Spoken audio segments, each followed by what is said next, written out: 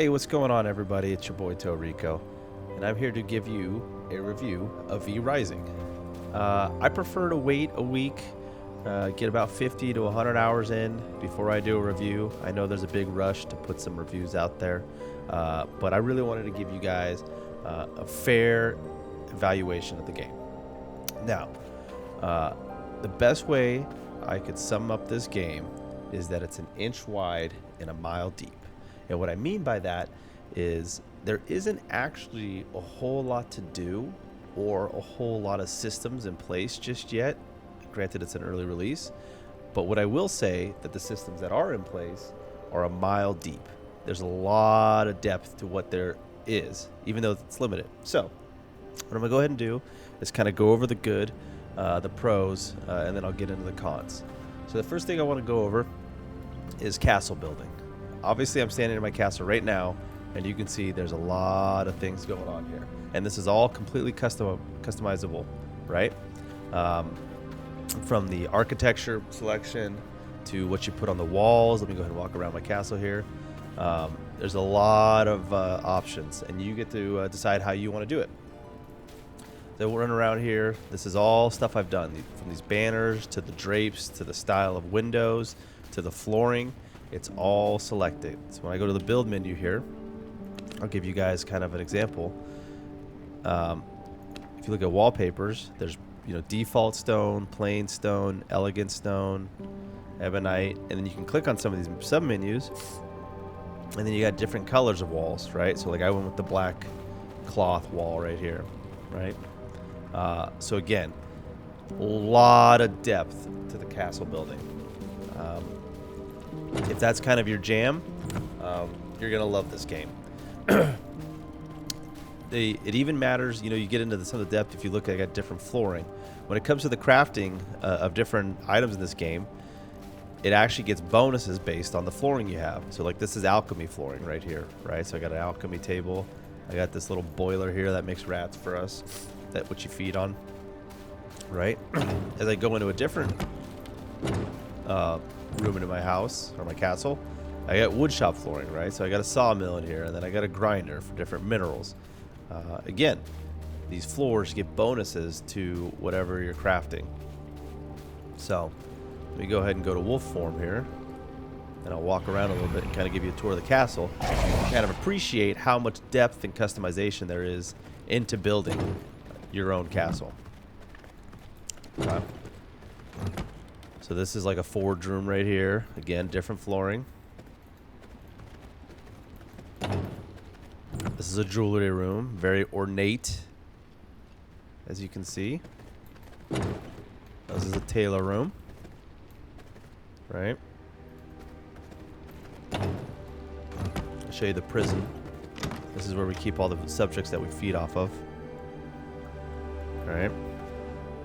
We didn't give them a big room. They don't deserve it, right? Let me see if I'll show you the throne room. So this is the throne room. It's kind of where we hold all of our important vampire meetings. We decide who we're gonna go kill, or whose blood we're gonna suck tonight. But anyways, this is all done by players. This is all the layout, the design, everything here is selected.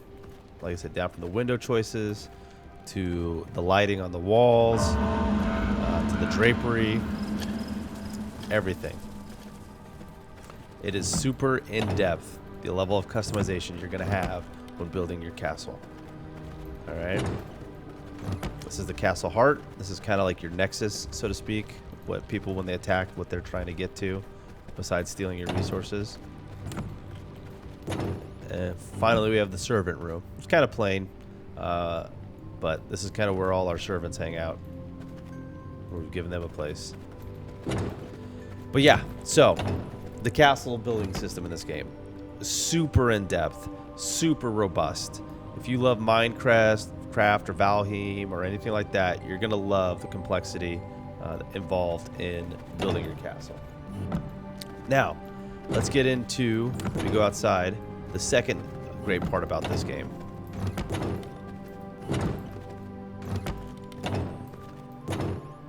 my door so nobody gets in here and steals my stuff. So you can see this is the front of my castle. The combat systems. Now I'm a little low on durability, but it's a very robust yet simple combat system.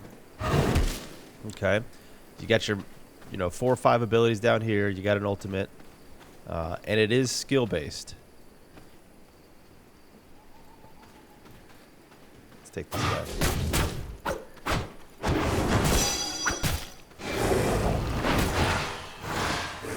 So everything you do is skill based in this game. At the end of the day, having good. I'm just kind of blowing all my abilities to show you guys here. You do have the ability to be like a level 10 and take on a level 80. Is it highly unlikely? Yes. But at the end of the day, you could theoretically do it.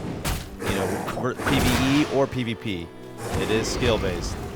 So, and I'm not doing that hot right here. I'm kind of missing all my shots.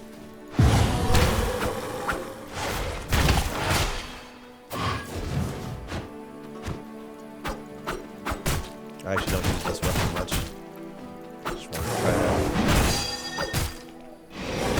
So, there's a lot of depth to the the combat system in this game.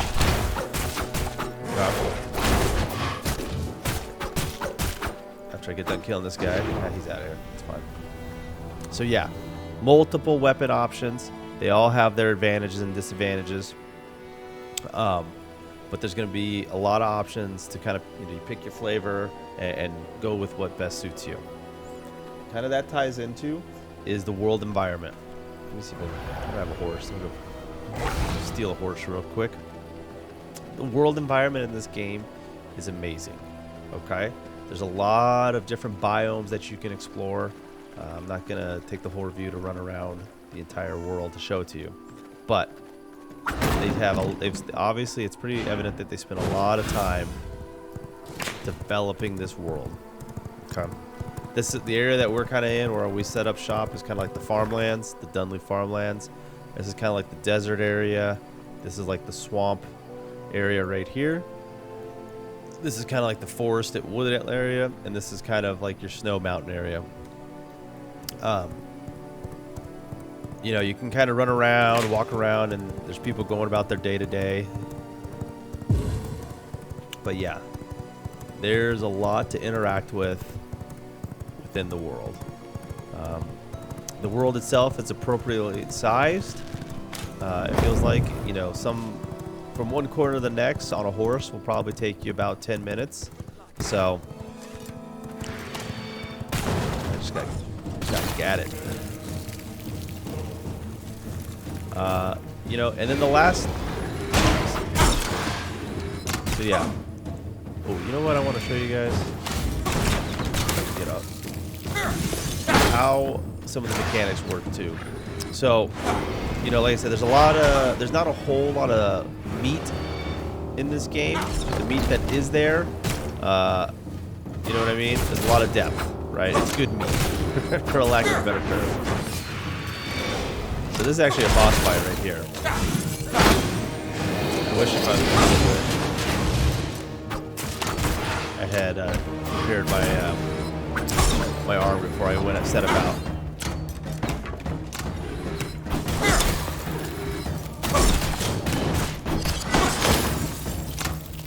I'm gonna get, probably die here, pulling everything. But yeah. So you can kind of see this boss fight, how it played out.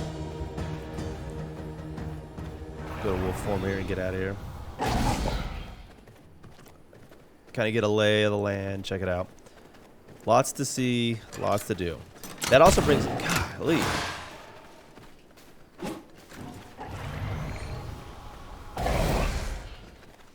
But yeah, so that kind of ties into resource gathering and crafting system.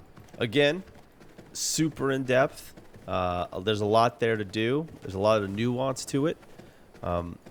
Basically, every weapon that you have ties into how much resources you'll gather of a certain type. So if I look at like my mace right here, plus 25% physical damage to minerals. So what I'd want to do if, like, say I wanted to harvest stone, is switch to my mace, and start whacking away. And I'm getting a bonus because I'm using a mace. And it does it quicker. Like that. Right? And then what you want to do with this, give you an example of the in-depthness here. I'm going to head back to my castle. Is I'm going to take that stone and I'm going to refine it. Now, like every kind of crafting building game, there's building blocks that kind of tie into one thing and then those tie into the next. So even the stone itself is used to build some stuff.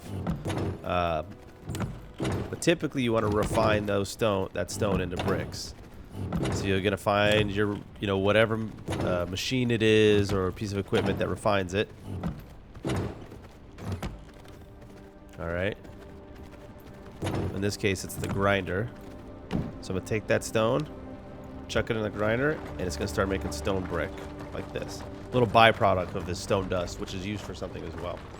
Right? Now let's say I had plenty of stone brick. It's like, well, what do you do with that? Well, you can do a couple of things. I got stone brick right here that's already refined. I can drop that. Hit B. What uses stone brick? Walls. There you go.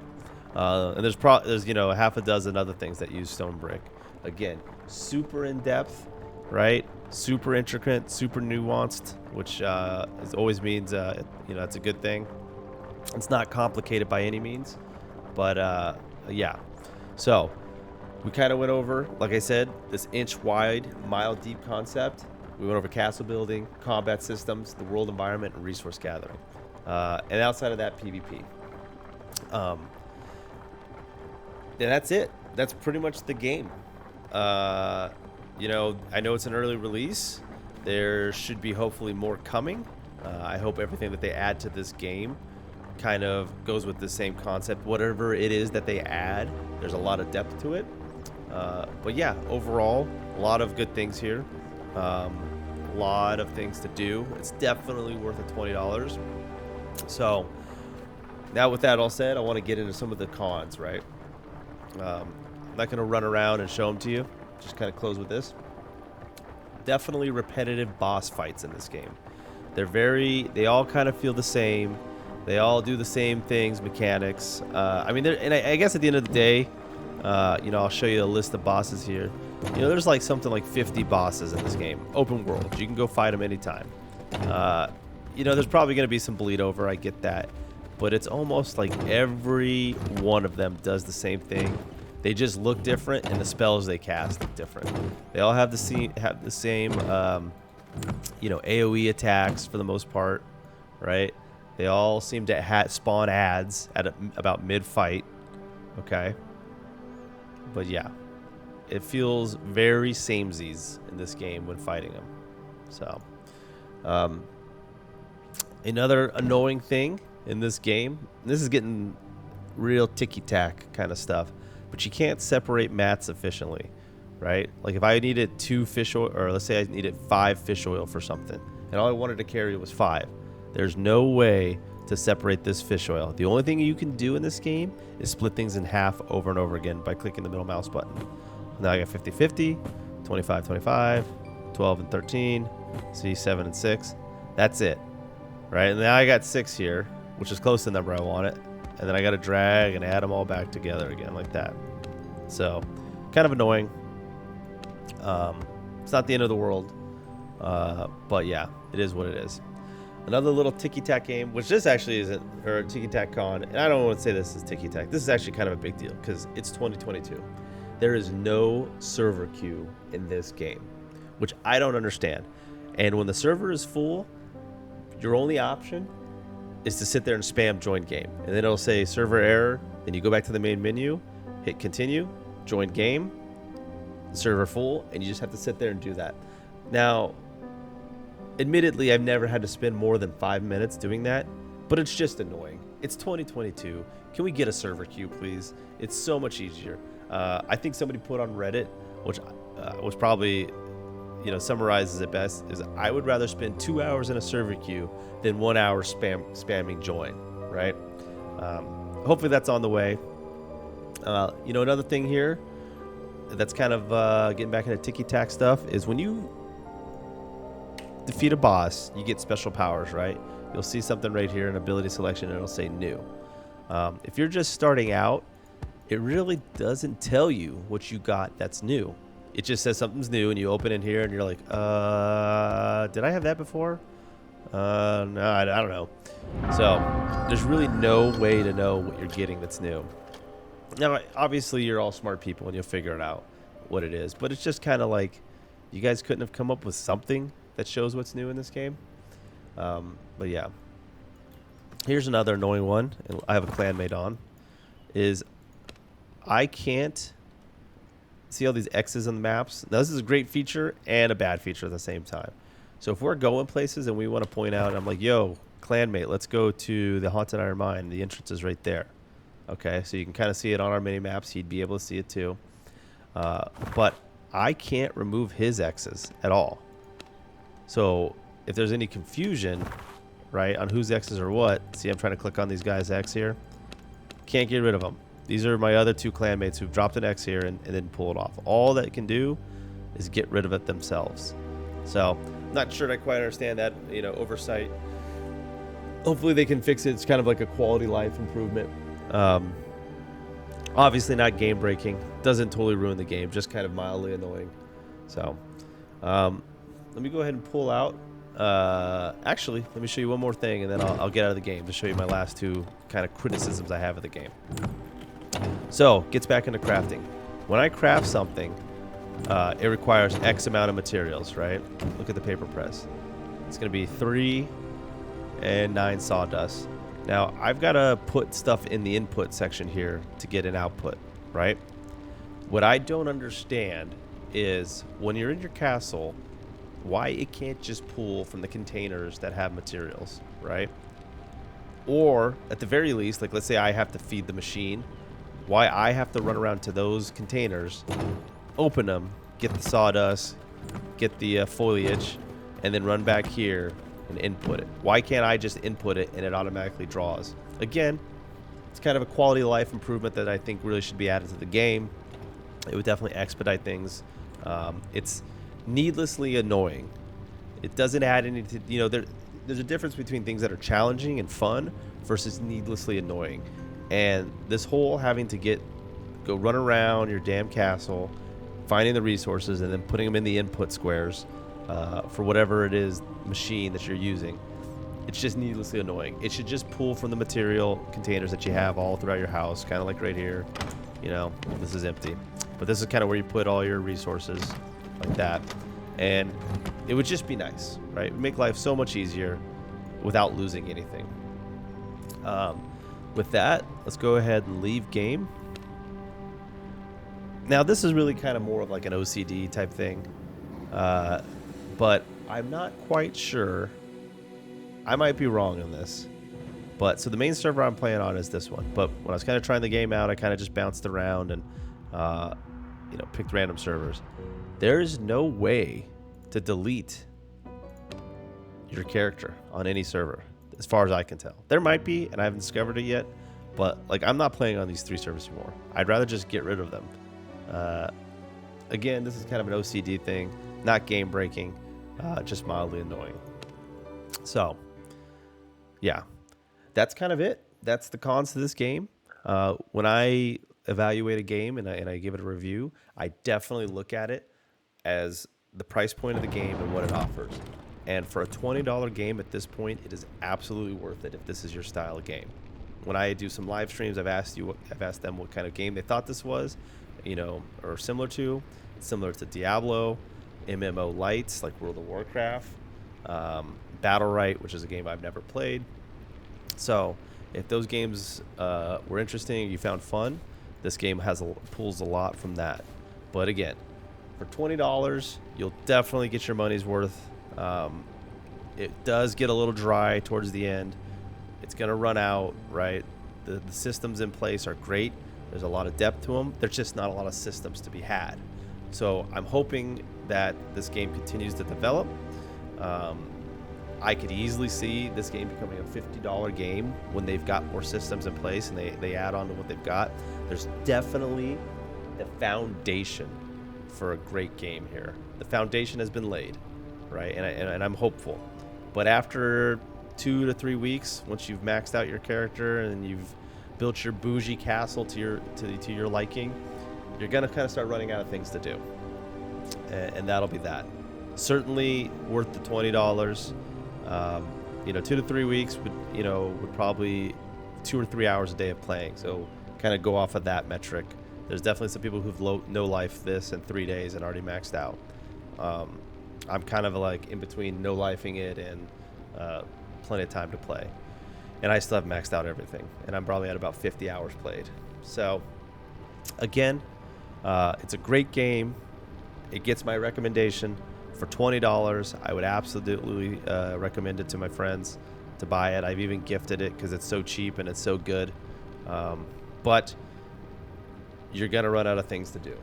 That's all I can say at the end of this. But yeah. Anyways, I hope you enjoyed the review. I hope I see you guys out here in the game, and let me know what you guys think in the comments below.